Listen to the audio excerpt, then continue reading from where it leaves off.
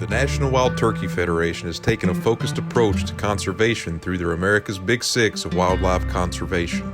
6 regions encompassing 738 million acres were identified to address the most urgent needs and better focus resources. These regions are America's Western Wildlands, America's Great Open Spaces, America's Crossroads, America's Mid-South Rebirth, America's Southern Piney Woods, and America's Colonial Forests. The NWTF and its partners are taking conservation delivery to a whole new level.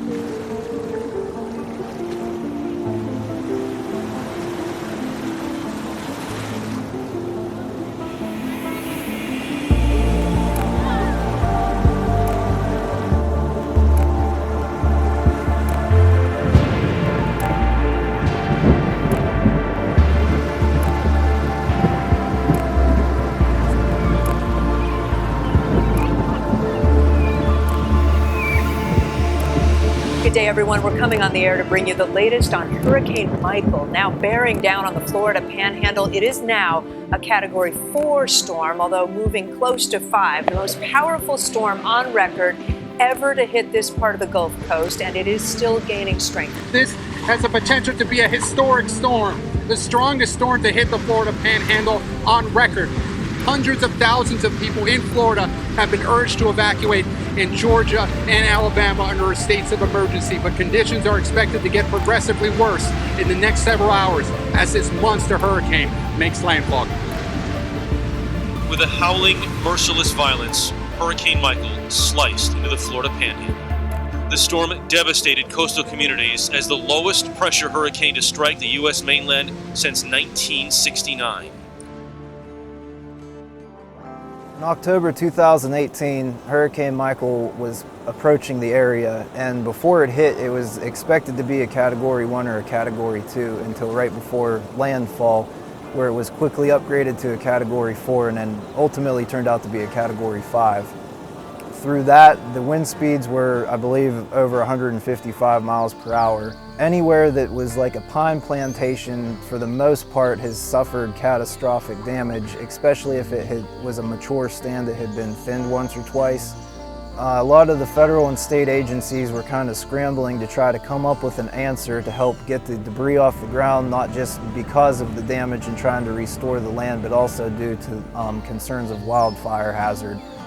There were several different federal and state agencies that came up with hurricane recovery plans. I personally would be most familiar with the NRCS's hurricane recovery plan.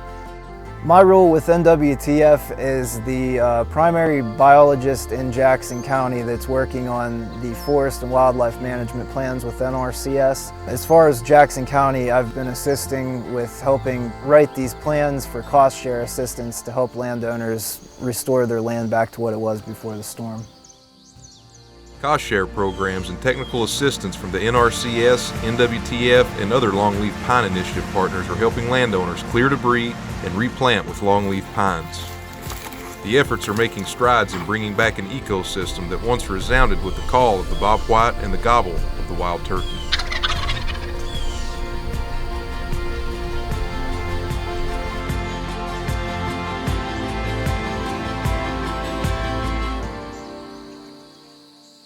The southern piney wood region covers most of the southeastern United States, and the main way that we're helping to restore the habitat down here is through timber management and prescribed burning, working on invasive species treatment, and really trying to promote respreading longleaf pine back into its native range.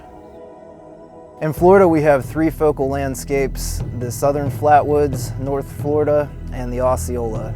And basically our focal landscapes are an area of interest that we are focusing our efforts to try to help increase and improve that wild turkey habitat.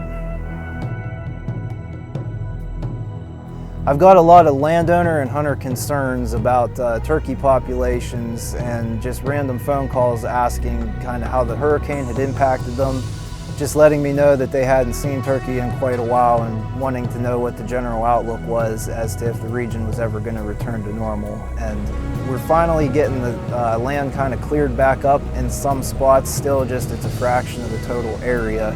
But in the areas that we are getting it cleared back, the turkeys are coming back. We're seeing them more than we had in the past couple of years, and we expect that it's going to be a very long process of recovery, but our efforts in this area of the state are definitely showing, and the wildlife is kind of making quite a comeback. Hurricane Michael impacted me in a tremendous amount of ways. My family is a family farm. We're a row crop farm. We have a tremendous amount of timber. Took out 90% of all the standing pines we have. Took out 2,500 acres of defoliated cotton that was ready to pick. Took out barns. We've lost 6 or 7 irrigation systems through the path of the storm, and that's just to scratch the surface. My position within RCS is a soil conservation technician. Primary duties are working with landowners on a daily basis to help conserve natural resources and apply different practices that we use to their ground to help them better their land for their future generations. Our goals in Florida right now in Jackson County are just to get back to normal.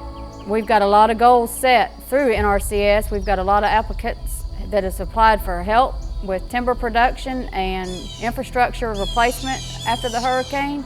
Our goals are not to get it back to the way it was, but at least get it back to half of what it was. And that is not a short-term goal, that is a long-term goal, because the devastation of what we've seen from Hurricane Michael was vast.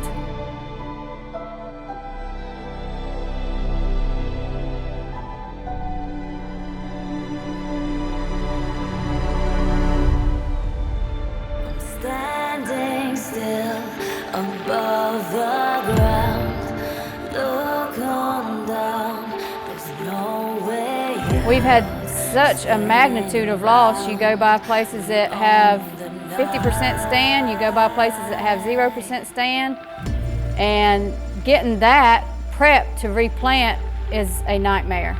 The logging crews that were in this area were overwhelmed.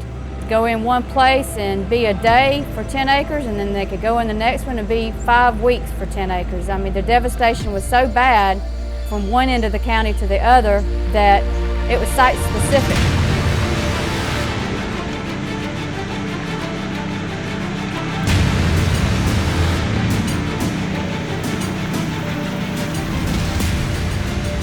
My name is Jeremy Sapp. I'm the Vice President of Sapp's Land and Excavating in Cottonelle, Florida. I run a chipping operation, and this is some of the territory that we have worked on in the past. They are doing a conversion from what used to be paper company land that was planted in sand pine, and they're trying to convert it back to what the biologists believe it used to be prior to heavy timber operations coming into the area. So it's a Longleaf pine restoration site. The chips are hauled into a mill in Cottonelle, Florida called Enviva. We supply chips to the mill to be made into fuel pellets to be shipped overseas to the alternative fuel market. It's burned instead of coal to produce electricity. And my understanding is that Enviva is the largest producer of fuel pellets, not only the largest producer, but they produce the highest quality pellet.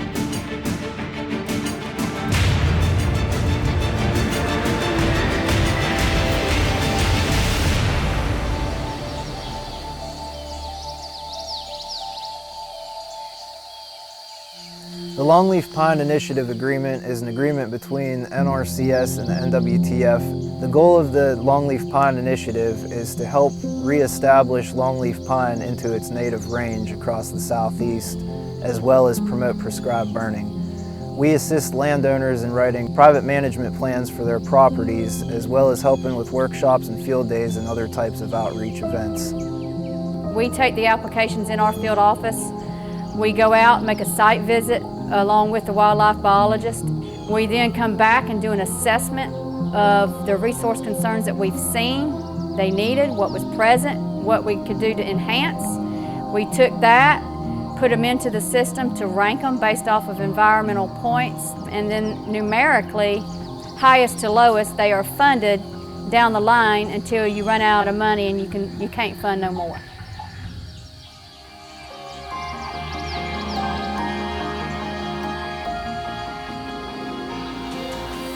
Healthy forests are ecologically, culturally, and economically important. Their natural diversity provides habitat for many wildlife species, but the wildlife potential of many southern forests is unrealized due to the lack of active forest management and negative impacts from disturbances such as wildfires, insect infestation, flooding, and severe weather.